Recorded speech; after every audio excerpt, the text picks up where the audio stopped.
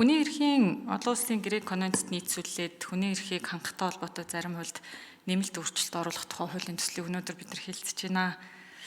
Тэгээд сая Алтан гэрэл сайдын хариултыг сонсоод сууж байхад зарим зүйлүүдийг бас жаахан хугацаа аваад нэмээд оруулсан бол ямар байсан болоо гэж бодож байсан зүйлүүд дээрээ нэмэлт тайлбар асуултуудыг танаас авъя.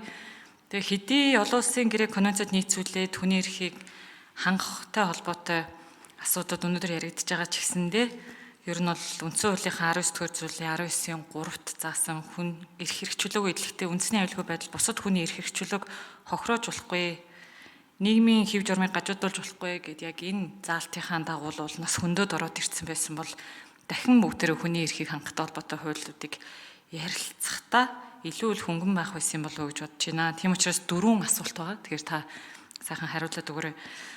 Энэ хуулиудад ер нь энэ эрхэн зөрчигдөж байгаа этгээдийн сэтгэл санааны охирлыг арилгах тал дээр зохицуулалт хангалтгүй байдаг юм шиг санагддаг. Тэгэхээр энэ дээр хууль зүйн яам ямар ажил хийж байгаа юм бол эрх зүйн орчныг нь хизээ бүрдүүлэх вэ? За хоёрдугаарт энэ хүчирхийллийн гэмт хэрэг ихээр үлдэгдэж байна. Ер нь тоо хэмжээ маш их өсөж байна. Эмэгтэйчүүд хүүхдийг янз бүрээр доромжилж байна. Хүнлэг ус байна гэд нэлээд чигтэлсдэг. Тэгэхээр энэ дээр танай ам дээр яг ямар хамгийн сүүлийн үеийн тоо мэдээлэл нь ямар байна вэ?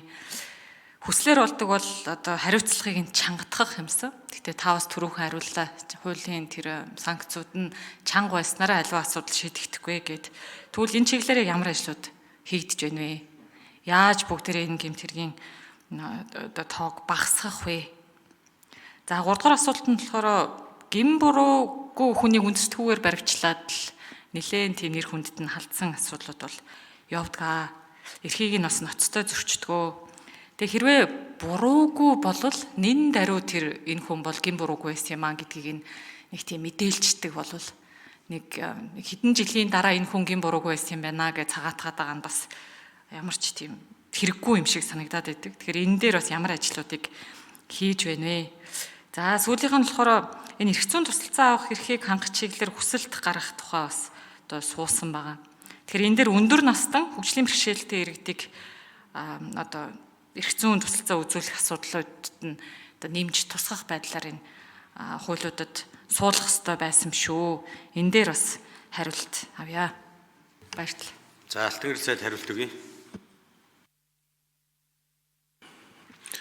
За шүүх шинжилгээний тухай хуулийн холбогдох заалтуудаар энэ сэтгцийн хор уршигын зэргийг тогтоож нөхөө олгор болох энэ журам бол хэрэгжээд явж байгаа.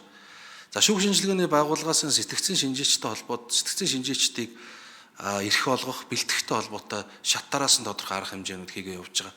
За мэдээж одоо ингээд хөгжлийнхээ үе шатанд янз янзын байдалтай байна л да. Одоо зарим нэг хэсэг бол ойлгохгүй байна тийм. Яагаад энэ сэтгэл санаа нэг юм хор гэд зарим хүн ингээд сэтгэл санаа гим орч учрлаа гэд олон 100 саяар тоологох хөрөн мөнгө яриад ийн гэдэг асуудал ярьж байгаа. Тэгэхээр бид бол нэг зүйл хэлж байгаа. Гэмт хэрэгт бол хүн хохирохтой зөвхөн бие махбодороо гэмтээд ингээд үлддэггүй сэтгэл санааны гим хорыг бид нар зайлшгүй ярих ёстой. За энэ нөхөрл нөхөн төлбөрийг ч гэсэн явах ёстой. Боловсронгуй болох шаардлагатай зүйлүүд бол бас байна.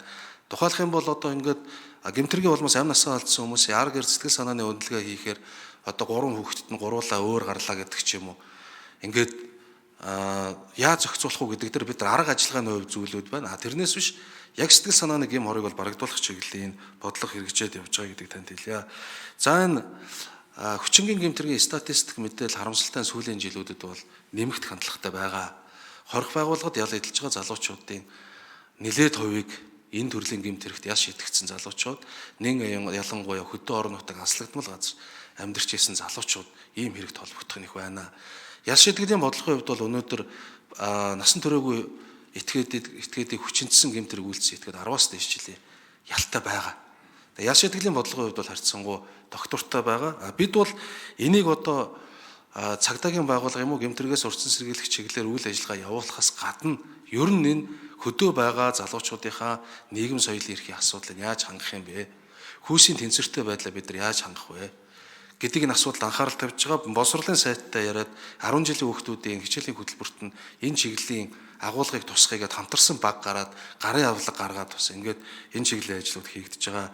За гин буруугүй хүнийг үнэлэхгүйгээр хорьсон шийдэгдсэн тохиолдолд шүүгийн шийдвэр гаргаад ингээд энэ дөр бол гарцаагүй шүүгийн шийдвэр гарахаас өөр аргагүй байдаг. За үнэлэхгүйгээр энэ хүнийг ингэж хорьж исэн байна гэд шүүхийн шийдвэр гарах юм бол эннийхэн дагуу нөхөн олгууруулах асуудал явагдаж байгаа. Хууль зүйн дотоод хэргийн яамн дээр энэ гэмтэргийн хоригчдод нөхөн олгууруулах сангаас гадна яг энэ төрийн буруутай үйл ажиллагаанаас бусдад учирсан гим хорыг нөхөн төлөвлөх энэ үйл ажиллагаа явагддаг.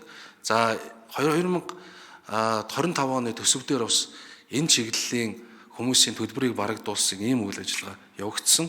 За харин энэ эрх зүйн тусалцаан дээр бол бид нар эрх зүйн тусалцааныхаа хүрээ хязгаарыг л ойлгохоор өргөжүүлж байгаа учраас таны хэлж байгаа саналаар яванда та бас саналаа гаргаад ингээд явахд тусгаад явах болцоотой гэж үзэж байна. За уян гишүүн тодруулж суй. За баярлалаа. Хоёрдугаар асуулт нь гэр бүлийн хүчирхийлэл байсан шүү. Сайн. Тий. Тэгэхээр тэрнтэй холбоотой чангадах санкт ч юм уу ямар үйл ажиллагаа ер нь явуулж байгаа юм лөө. Тэрэнд хариулаад өгөөрэй. За Алтан гэрэл сайд нэмж хариулъя. Зөрчлийн тухай хувьд бол энэ асуудлыг авч үзэж байгаа. Өнөөдөр практик дээр ямар асуудал байна вэ гэхээр энэ баривчлагдсан гэр бүлийн хүчирхийллийн улмаас баривчлагдсан хүмүүс тунд энэ баривчлах шийтгэлийг түгээмэл хэрэглээд байгаа. Хоорондоо маргалдлаа. За ингээ гэр бүлийн хүчирхийлэл бол баривчлалаа. Энээс болоод маш олон гэр бүл салж байгаа. Биеийн хүчирхийлэл үйлдэлсэн, зодсон, дарамт үзүүлсэн бол зайлшгүй баривчилдаг байхаар харин бусад төрлийн тохиолдолд заавал баривчлах ялдыг хэрэглэхгүй шийдэх талаар бид нар энэ хуулийн өөрчлөлтөөр дагаж орж ирж байгаа. Практик дээр бол ерөөсөө яг энэ баривчлах байранд байгаа иргэдийг үзэхээр дийлэнх нь гэр бүлийн хүчирхийлэл байна. Маргалцсан, муудалцсан. За тэгээд шүүхтэр хэрэг нь хүрээд ирэхээр яадаг вэ гэхээр одоо бид хоёр уулзраа олцсон. Тэр өдөө жоохон маргалцсан юм аа. За зодоогүй юм байхгүй. Тэгэхдээ одоо бол ямар нэг байдлаар бид хоёр эвлэрсэн гэдэг асуудал ярихад одоо тэр чигээр нь бүгдийг баривчилж байгаа, гавтгааруулж байгаа явдлыг бид нар Цагаан хүүгээ Идрээ отгч асуулт суй.